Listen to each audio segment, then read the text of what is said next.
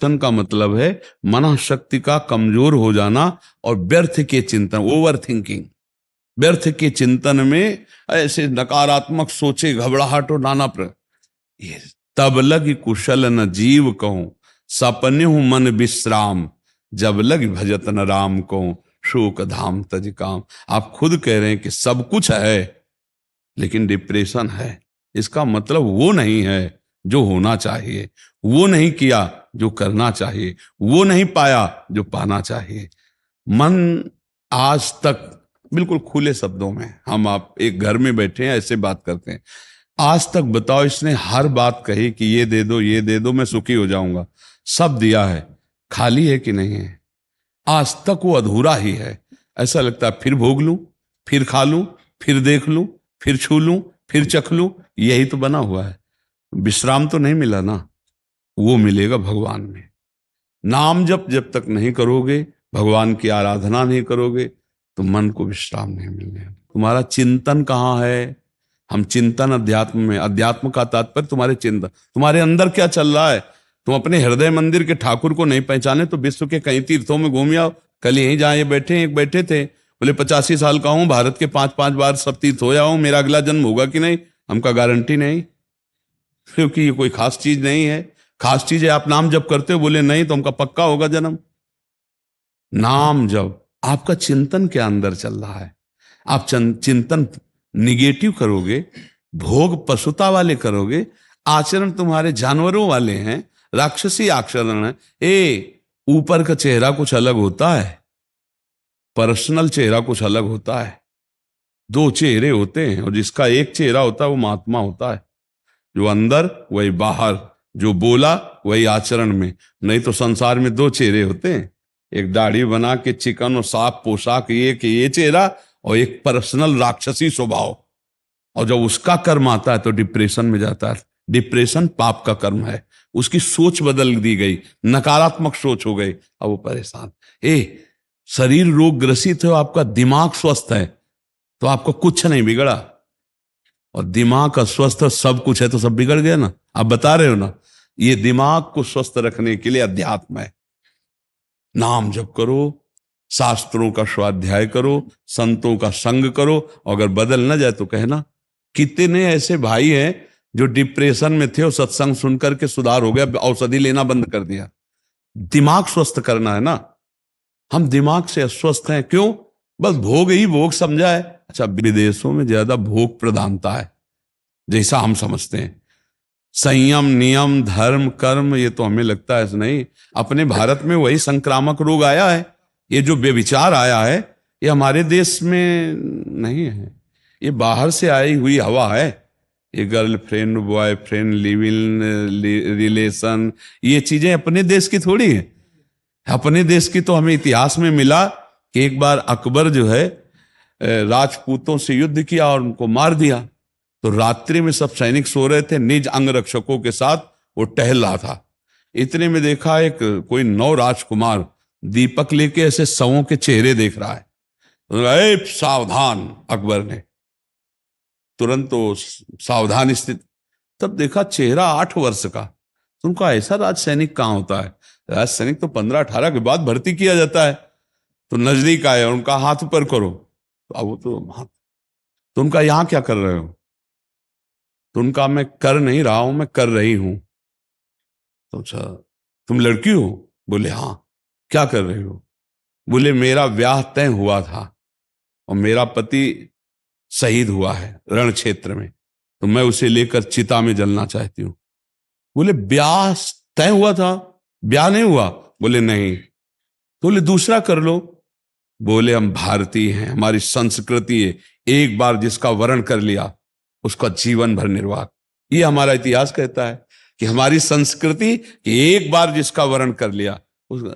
अब ये तो नहीं है कि आज ब्रेकअप कल नया बॉयफ्रेंड परसों ये हमारे भारत की तो संस्कृति नहीं है। क्यों? अब ये बाहर से आए तो बाहर अंदाज लगा लिया जाए कि बाहर केवल विलासिता ही, इंद्रिय सुख ही है। इंद्रिय भोगों में ही, जैसे कहा जाता है बाहर तो बड़े सुखी हैं, तो इंद्रिय भोग में ही तो है ना। धार्मिक आध्यात्मिक परमात्मिक सुख लेने के लिए भारत में मिलेंगे आपको। काशी चले जाओ, हरिद्वार चले जाओ, या जहां भी कुछ नाम जपने वाले मिलेंगे विदेशी, तो भारत के किसी महात्मा का उपदेश ही वहां रंग लाया है। नहीं तो वहां केवल भोग प्रधानता या बहुत स्वर्ग और नर्क, मोक्ष या परम पद वाली बात तो है नहीं। तो अपने मित्र से हमारी प्रार्थना करना कि अगर वो दवा मानकर राधा राधा जपना शुरू करें और सत्संग थोड़ी देर सुने और फिर 2-4 महीने के बाद बतावें क्या हाल चाल है, तो कभी अगर आना जाना हो तो फिर कभी प्रश्न कर लेना। राधा राधा नाम जप करे और सत्संग सुने, जरूर भगवान की कृपा होती जीव पर और पाप नष्ट होते हैं और बुद्धि शुद्ध होती है। अगर आत्मा को तुम शांति और प्रसन्नता देना चाहते हो तो अपने माता पिता को माथा रख के आज से प्रणाम करना। माता पिता को कभी गाली मत देना और मेहनत से कमाओ और माता पिता की सेवा करो, नाम जप करो और गृहस्थी के जो कार्य हैं उनको करो। इसी से आत्मा को शांति मिलने लगी। हमें तो लगता है कि माँ जैसा दुलार करने वाला सृष्टि में कोई नहीं है, है नहीं? उनकी गोद में नए कपड़ों में हक दिया तब भी कभी बुरा नहीं माना।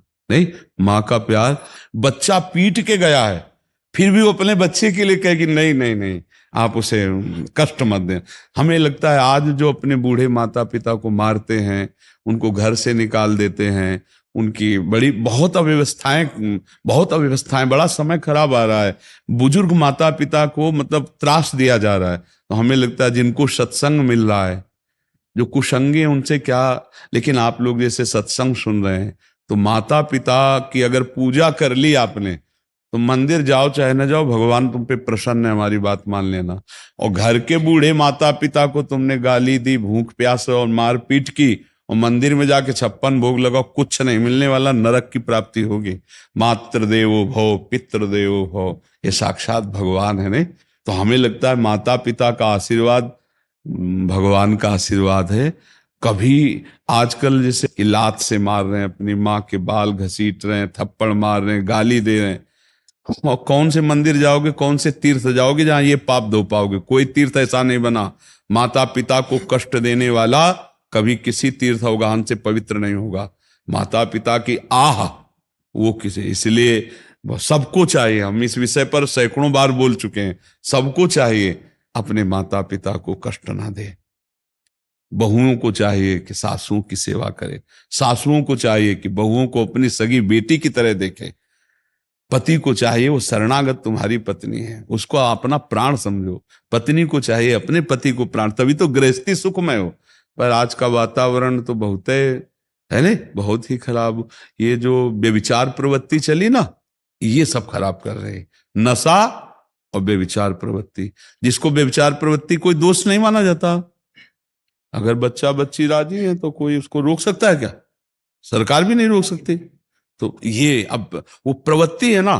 अच्छा, अब जब बड़े में वही प्रवृत्ति बढ़ेगी, अच्छी प्रवृत्ति डालो तो अच्छी प्रवृत्ति, बुरी प्रवृत्ति तो अब वो पति के साथ कैसे टिकेगी, और वो सास ससुर की कैसे सेवा करेंगे इन बुड्ढों को? उसकी तो यही दृष्टि रहेगी ना, इन बुड्ढों नहीं, हमारे लिए तो आज के नए बच्चे सास ससुर की सेवा या माता पिता की सेवा, और चलते हैं उन्नति के मार्ग पे। उन्नति किसको कहते हैं? धर्म को। माता पिता की अवहेलना, धर्म की अवहेलना तो उन्नति। पापी पुरुष की उन्नति को ऐसा समझना जैसे अंतिम इच्छा पूछी जा रही हो फांसी देने वाले को, उसकी उन्नति उसका नाश है जो अधर्म पूर्वक चलता है। जो क्रोध है वो दुरुक्ति, गाली देना, कटु वचन कहना, चुभने वाले वचन कहना, ये तो क्रोध का लक्षण है। जब क्रोध प्रकट होगा तो गंदे वचन बोलेगा, कड़ुए वचन बोलेगा, ऐसे भद्दे वचन बोलेगा जिससे हृदय छलनी हो जाए। यही हमें संभालना है कि जब ऐसा क्रोध आवे तो दांती पीस ले, बोलना ही नहीं है। पर उस समय विवेक काम करे तब ना, उस समय तो और खखार के बोलेगा कि पूरा मोहल्ला सुने, नहीं सुनेगा। जब ऐसे नाम कीर्तन करवा तो राधा राधा, और जब लड़ाई होगी तो एक आदमी पूरा मोहल्ले को अले परेशान कर देगा। तो क्रोध का लक्षण ही है उच्च स्वर में बोलना, कड़वे शब्द बोलना, गाली बोलना, अभद्र शब्द बोलना। तो हमें लगता है ऐसे समय में मौन का सहारा ले और नाम जप करने लगे तो क्रोध से बच जाएगा। नहीं, क्रोध का काम ही है, अब चूंकि आपका पवित्र हृदय, इसलिए बाद में ग्लानि होती है।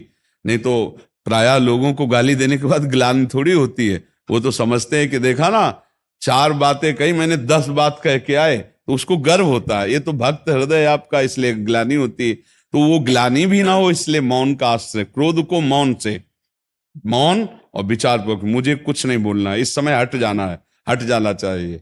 एक संत के पास एक भगत गए, मुझे मुझे बहुत गुस्सा आता, गुस्से में गाली देते हैं। एक बोतल में पानी मंगवाया, बोले दवा है, जब गुस्सा आना मुंह में भर लेना, और जब तक गुस्सा खत्म न हो जाए तब तक थूकला लें। तो सोचे गुरु जी की दी हुई दवा है, पानी मुंह में, जो गुस्सा आने, अब गुस्सा तो आ रही है, पानी मुंह में भला, थूकला तब है जब गुस्सा खत्म हो जाए। गाली नहीं हुई, क्रोध का काबले और कुछ नहीं, वो पानी। तो ऐसे मौन ले ले, या भाई तुम भी एक बोतल में पानी रख लो कि ये दवा मिली है, और जब गुस्सा आवे तो मुंह में भर ले। मौन, चुपचाप मौन रहे, बोलेला हट जाए उस समय। तप शब्द अलग है और भजन शब्द अलग है। भजन धातु सेवायाम, समाज की सेवा, ठाकुर की सेवा, गुरु की सेवा, ये भजन के अंतर्गत आता है। सुमिरन का मतलब होता है नाम जप करना, भगवान के नाम का सुमिरन करना।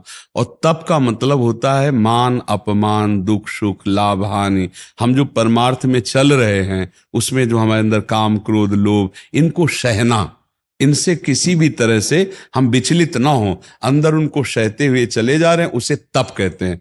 ताप को सहना। मात्रा स्पर्शास्तु कौन्ते शीतोष्ण सुख दुखदा आगमा पाइनो अनित्यास्तास तितिक्षस्व भारत। तितिक्ष माने सहनशील, जो सह जाता है वही तपस्वी कहा जाता है। उसी तप से पाप का नाश होता है और भगवत प्राप्ति होती है। दोनों भगवत प्राप्ति कराने में समर्थ हैं। यदि भगवत प्राप्ति के लिए आए हुए निंदा अपमान तिरस्कार काम क्रोध को सह जाए तो भगवत प्राप्ति हो जाए। या दूसरों की सेवा करे, नाम जप करे, भगवत लीला चरित्र गायन करे, भगवत लीला सुने, इससे भी भगवत प्राप्ति हो जाएगी। कई साधन है पर उसमें भगवत भाव प्रधान है। तपस्या का मतलब समझ गए, कोई उघार घूमना, जल में खड़े होना, ये बाहरी तपस्या का। आंतरिक तपस्या का लक्षण है काम क्रोधादि विकारों के वेग को सह जाना, विकल ना होना, अपमान होने पर, निंदा होने पर विक्षोभ, अंदर क्षोभित ना होना, ऐसे भाव में रहना, उसे तप कहते हैं। आप समझ पा रहे हो? भजन कहते सेवा को, समाज की सेवा, भगवान की सेवा, माता पिता की सेवा। और सुमिरन कहते, तभी गोस्वामी तुलसीदास ने लिखा है, का हनुमंत विपत्ति प्रभु सोई, जब तो सुमिरन भजन न होई। सुमिरन अलग चीज है, भजन अलग। सुमिरन है नाम सुमिरन, भगवान की लीला चरित्रों का सुमिरन। भज धातु सेवायाम, ठाकुर सेवा, गुरु सेवा, समाज सेवा, माता पिता की भगवत भाव से सेवा, ये भजन कहलाता है। बहुत बड़ी बात है कि हम प्रभु के हाथ के खिलौने बन जाएं। अभी तो माया के हाथ के खिलौने हैं। अब प्रभु से प्रार्थना करें और नाम जप करें कि मेरा अहंकार प्रभु के चरणों में समर्पित हो जाए। सारा का सारा खेल अहंकार का है। ये जो देहाभिमान है, ये नचनी नाच नचाए है, ये खत्म हो जाए तो सब बन जाए। ये देहाभिमान अज्ञान का मूल है। संसति मूल शूल प्रद नाना, सकल शोकदायक अभिमाना, ताते करें कृपा निधि दूरी, सेवक पर ममता अति भूरी। यदि भगवान की शरण में हो जाए और अहंकार भगवान के चरणों में समर्पित हो जाए तो आपको अनुभव होगा कि श्री भगवान या प्रियालाल हमें यंत्र की तरह सेवा करा रहे हैं। मैं करता नहीं हूं, प्रियालाल करा रहे हैं। श्री जी की इच्छा से वृंदावन वास, श्री जी की इच्छा से परिक्रमा, श्री जी की इच्छा से नाम जप, श्री जी की इच्छा से राष्ट्र सेवा, सब बातें उसे भगवत इच्छा दिखाई देती है जिसका अहंकार प्रभु में समर्पित हो जाता है।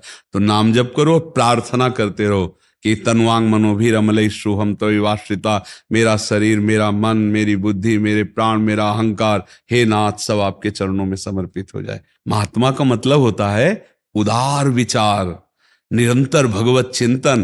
पैंट शर्ट में महात्मा होते हैं। और अगर भजन ना हो, सत्य विषय ना हो, तो बच्चा भेष रखने में कोई देर थोड़ी। राक्षस भी भेष रख सकता है। देखो कालनेमी ने भेष रखा था ना हनुमान जी को ठगने के लिए, साधु वेश रखा था ना। तो कोई वेश की प्रधानता है लक्षणों से। अगर लक्षण नहीं तो वेश का कोई महत्व नहीं, और लक्षण है तो देखो विभीषण जी से भगवान कह रहे, तुम सारिखे संत प्रिय मोरे, धरऊं देह नहीं आन निहोरे। तुम्हारे जैसे संतों के लिए मैं अवतार धारण करता हूं। तो विभीषण जी तो राजमंत्री पोशाक धारण किए हुए रावण के पास से आ रहे हैं, कोई साधु वेश तो नहीं धारण किए। पर साधु हैं। ये भगवान शंकर भी बोले जब लात मारी रावण ने, और विभीषण जी हाथ जोड़ के कह रहे तुम भी तो सरिस भले ही मोहि मारा, तो कैलाशपति बोल पड़े उमा संत कै इह बड़ाई, मंद करत जो करे भर। ये संत है विभीषण, रावण लात मार रहा है और उसका मंगल मना रहा है, और भगवान भी कह रहे तुम सारी के संत। तो संत का मतलब होता है हृदय की निर्मलता, भागवतिक सद्गुणों का भंडार, और वो उसी के हृदय में आता है जो भगवान का चिंतन करता है। नाम जप करो, भगवान से प्रार्थना करो, बहुत अच्छे बच्चे हो, बस गंदे मित्रों का संग मत करना। आजकल कुसंग बहुत बढ़ गया है, जहां खान पान सब चरित्र ही दूषित हो रहे हैं, इसलिए बढ़िया बात नहीं बन रही।